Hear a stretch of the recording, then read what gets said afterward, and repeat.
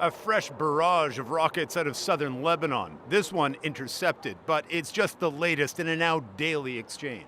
Israel released video of an airstrike on what it called Hezbollah military infrastructure, all part of a pattern of violence that could explode into something bigger. In the occupied West Bank, there is seething anger as raids by the Israeli military and a surge of violence from Israeli settlers claims more Palestinian lives, adding to concerns the conflict could spread.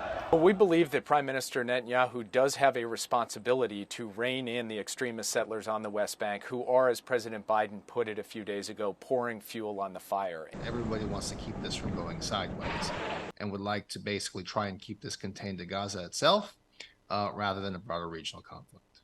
The White House issued warnings this week to Iran about any attacks on U.S. troops in the Middle East. My warning to the Ayatollah was that if they continue to move against those troops, we will respond. In recent days, Iran's foreign minister has repeatedly lashed out at the U.S. and Israel.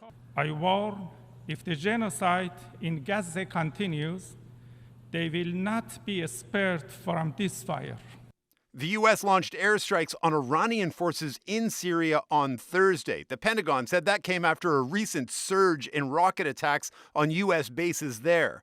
Meanwhile, pressure from regional U.S. allies is also increasing. Turkey's president not exactly working to cool tensions.